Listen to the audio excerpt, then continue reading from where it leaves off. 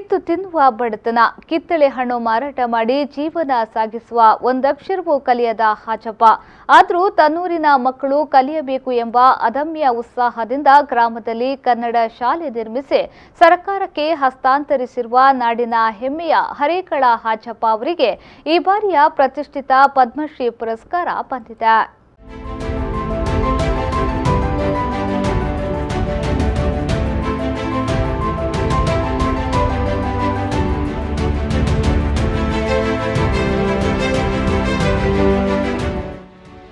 ಮಂಗಳೂರಿನಲ್ಲಿ ಕಿತ್ತಳೆ ವ್ಯಾಪಾರ ಮಾಡಿಕೊಂಡು ಹುಟ್ಟೂರು ಹರೇಕಳದಲ್ಲಿ ಶಾಲೆ ನಿರ್ಮಿಸಿದ ಅಕ್ಷರ ಸಂತನೆಂದೇ ಜನಪ್ರಿಯರಾದವರು ಹರೇಕಳ ಹಾಜಪ್ಪ. 1955ರಲ್ಲಿ ಜನಿಸಿದ ಹಾಜಪ್ಪ ಹೊಟ್ಟೆಗೆ ಹಿಟ್ಟಿಲ್ಲದಿದ್ರೂ ತನ್ನೂರಿನ ಮಕ್ಕಳು ಶಿಕ್ಷಣವಂತರಾಗಬೇಕೆಂದು ಪಣ ತೊಟ್ಟವರು. ಕಿತ್ತಳೆ ಮಾರುವಾಗ ಇಂಗ್ಲಿಷ್ ಮಾತ್ರವಲ್ಲ, ಕನ್ನಡ ಕೂಡ ಸರಿಯಾಗಿ ಬಾರದಿರುವುದು ವಿದ್ಯಾಭ್ಯಾಸದ ಕೊರತೆಯನ್ನ ಎತ್ತಿ ತೋರಿಸುತ್ತಿತ್ತು. ಈ ಸ್ಥಿತಿ ನನ್ನೂರಿನ ಮುಂದಿನ ಪೀಳಿಗೆಗೆ ಆಗಬಾರದೆಂದು ನಿರ್ಧರಿಸಿ ಸರ್ಕಾರಿ ಶಾಲೆ ಆರಂಭಕ್ಕೆ ಮುಂದಾದ್ರು. 1999ರಲ್ಲಿ ಹರೇಕಳ ನ್ಯೂ ಪಡುಪುವಿನ ಮದರಸದಲ್ಲಿ 1ನೇ ತರಗತಿ ಆರಂಭ, ಬಳಿಕ ಸ್ವಂತ ಕಟ್ಟಡ ನಿರ್ಮಿಸಿ 2008ರಲ್ಲಿ ಪ್ರೌಢಶಾಲೆ ಆರಂಭ. ಈಗ 1ರಿಂದ 10ನೇ ತರಗತಿಯವರೆಗೆ ವಿದ್ಯಾಭ್ಯಾಸದ ಅವಕಾಶ ಹಾಜಪ್ಪ ನಿರ್ಮಿಸಿದ ಶಾಲೆಯಲ್ಲಿದೆ.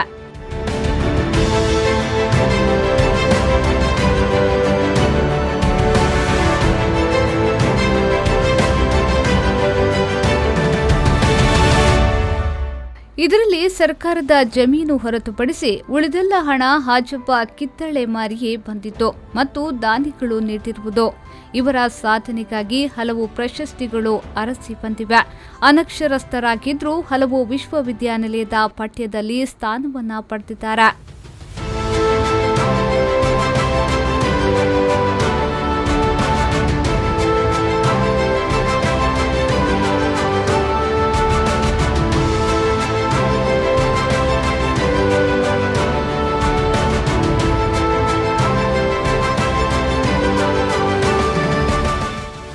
ನನಗೆ ಈ ಪ್ರಶಸ್ತಿ ಲಭ್ಯವಾಗಲು ಎಲ್ಲರ ಸಹಕಾರ ಕಾರಣ.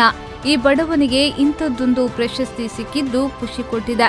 ರೇಷನ್ ಕಾರ್ಡ್ಗೆ ಸಾಲು ನಿಂತಿದ್ದಾಗ ಒಂದು ಕರೆ ಬಂತು. ಅವರು ಹಿಂದಿಯಲ್ಲಿ ಮಾತನಾಡಿದ ಕಾರಣ ನನಗೆ ಅರ್ಥ ಆಗಲಿಲ್ಲ. ಮತ್ತೆ ನನಗೆ ಪ್ರಶಸ್ತಿ ಬಂದಿದೆ ಅಂತ ಗೊತ್ತಾದಾಗ ಆಶ್ಚರ್ಯ ಆಯಿತು. ನನಗೆ ಪ್ರಶಸ್ತಿ ಸಿಗಲು ಕಾರಣವಾದ ಎಲ್ಲರಿಗೂ ನಾನು ಆಭಾರಿ ಎಂದು ಪ್ರಶಸ್ತಿ ಲಭಿಸಿದ ಹರೇಕಳ ಹಾಜಪ್ಪರ ಪ್ರತಿಕ್ರಿಯೆ ಹೀಗಿತ್ತು.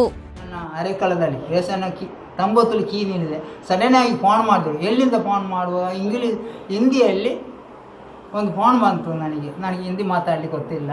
ಆಗ ನಮ್ಮ ಗೃಹ ಮಂತ್ರಿ ಅವರು ಪಿ ಮಾಡ್ತಾರೆ ಅಂತ ಹೇಳಿದ್ರು. ನಾನು ಸೋತು ಹೋದೆ.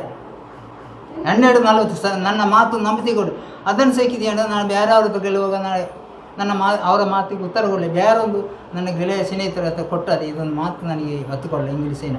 ಅವ್ರ ಹತ್ರ ಹೇಳಿದರು, ನಾನು ಅವನಿಗೆ ಪದ್ಮಶ್ರೀ ಅವಾರ್ಡಿಗೆ ನಾನು ರೆಕಮೆಂಡ್ ಮಾಡಿದೆ. ನಾನು ಗೃಹ ಮಂತ್ರಿ ಫೋನ್ ಮಾಡಿದರು ಅಂತೇಳಿ ನಾನು ಅಲ್ಲಿ ಸೋತು ಹೋದೆ.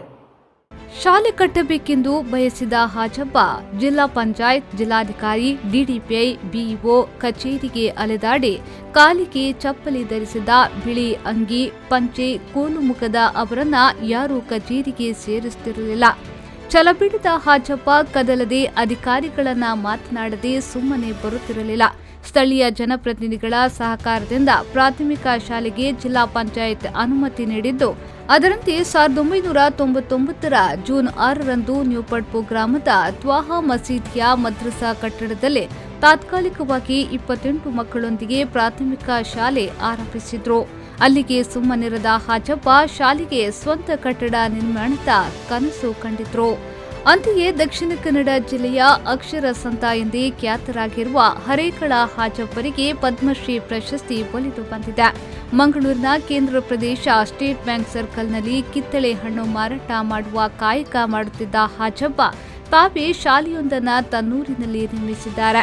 ಇದೀಗ ಪದ್ಮಶ್ರೀ ಪ್ರಶಸ್ತಿ ಲಭಿಸಿರುವುದಕ್ಕೆ ಎಲ್ಲೆಡೆಯಿಂದ ಅಭಿನಂದನೆಗಳ ಮಹಾಪೂರವೇ ಹರಿದು ಬರುತ್ತಿದೆ.